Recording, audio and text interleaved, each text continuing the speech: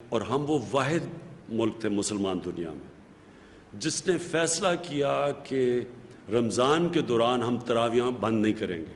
ہم اپنی مسجدیں کھلی رکھیں گے۔ اور ہم نے پھر یہ فیصلہ کیا کہ لیکن ہم مسجد جب کھلی رکھیں گے تو وہ ایس او پیز کے مطابق جو بھی جائے گا مسجدوں میں تو اس کو ان کے اوپر عمل کرنا پڑے گا۔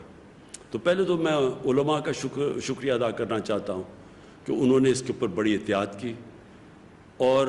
دوسرا پھر ہمارے جدھر یہ ٹائیگر رضاکار فورس تھی انہوں نے بھی بڑی احتیاط کی۔ میں سیالکوٹ کی کیونکہ مجھے پوری خبر آ رہی تھی تو میں آپ کو وہاں بتاؤں کہ وہاں جتنی مسجدیں تھیں تقریباً 3000 سے زیادہ مسجدیں تھیں، تو اگر ہم وہ پولیس کو کہتے بھی تو پولیس تو اتنی تھی نہیں کہ وہ جو ساری مسجدوں پہ جا سکے، تو ادھر ہماری جو ٹائیگر فورس تھی وہ گئے مسجدوں میں اور انہوں نے پوری طرح آگاہ کیا، شعور پیدا کیا۔ اور بہت بڑی وجہ یہ ہے کہ جو لوگوں نے ہمارے مخالفین نے بڑا شور مچایا کہ جی مسجدیں بند کریں، ساری دنیا میں مسجدیں بند ہو گئیں، اس سے کرونا پھیل جائے گی، لیکن ہم نے جب بعد میں دیکھا رمضان کے بعد تو مسجدوں کے اندر سے کوئی ایسی آؤٹ بریک نہیں ہوئی، یعنی اس طرح کی